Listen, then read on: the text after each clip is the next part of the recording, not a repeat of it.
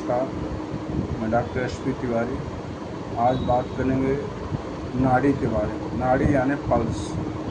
Pulse कैसे देखते हैं, पल्स के कितने प्रकार होते हैं, इसका क्या महत्व है, इसके बारे में चर्चा करें। पल्स क्या होती है?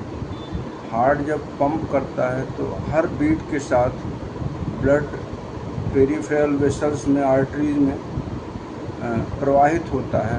उस प्रवाह में जो वेव जनरेट होती है उसको पल्स कहते हैं। नॉर्मल पल्स रेट क्या होती है? पल्स रेट 60 से लेकर के 100 प्रति मिनट तक नॉर्मल मानी जाती है।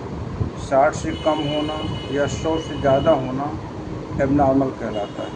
पर यह हार्ट रेट या पल्स रेट बच्चों में ज़्यादा रहती है। जन्म के समय में 140 से 160 तक, 1 से 2 साल की उम्र में 120 के आसपास, 4 साल की उम्र में 100 के आसपास, और इसके बाद 7-8 साल की उम्र में 90 के आसपास। उसके बाद फिर सामान्य एडल्ट का 70 to 80 पर मिनट में आ जाती है। पल्स कैसे देखते हैं?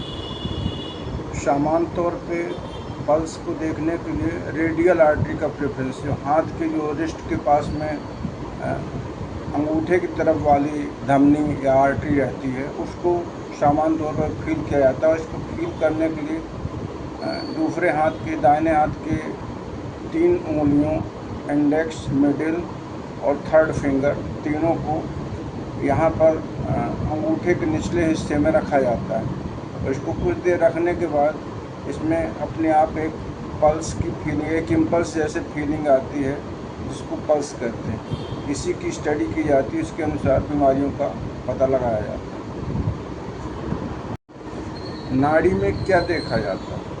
नाड़ी में सामान्य तौर पर उसका वॉल्यूम, कम वॉल्यूम है, ज़्यादा वॉल्यूम है, रेट, रिदम, उसके बाद type of pulse, character of pulse, और वेसल वॉल का करेक्टरिस्टिक, वो जो वेसल की वॉल है वो थिकेंड तो नहीं है, ये चीज़ें देखी जाती हैं।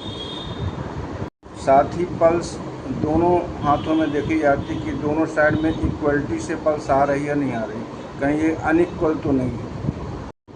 पल्स रेट से क्या जानकारी मिलती है? पल्स रेट सामान्य तौर पे 60 से 100 तक सामान्य माना जाता है। 60 से कम होने पर उसको ब्रेडिकार्डिया कहते हैं, और 40 प्रति मिनट से कम होने पर ये बीमारी की संभावना ज़्यादा रहती है, जिसमें मुख्य रूप से हार्ट ब्लॉक, हाइपोथायराइडिज्म और उसके अलावा एथलीट्स में ये बीमारियां मिल जाती हैं। इसके अलावा यदि हार्ट बीट बढ़ गई है, उसके कारणों में anxiety, neurosis, thyroid problem, thyrotoxicosis, और हार्ट के arrhythmia, atrial fibrillation, atrial Flutter, PSVT, ventricular tachycardia इत्यादि ये बीमारियां हो सकती हैं। इसके अलावा टेम्परेचर में भी पल्स रेट बढ़ जाता है। फीवर होने पर लगभग 1 डिग्री टेम्परेचर में, 1 डिग्री फ़ारेनहाइट में 10 पल्स का राइज होता है।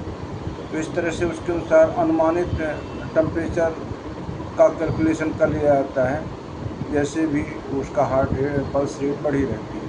कभी कभी टेम्परेचर ज़्यादा रहता है, उसके बावजूद भी पल्स नहीं बढ़ती, उसको रिलेटिव ब्रेडिकार्डिया कहते हैं, जैसे कि टाइफाइड फीवर में देखने को मिलता है। इस तरह से इसके ज़रिए बहुत सारी बीमारियों का पता लगाया जा सकता है।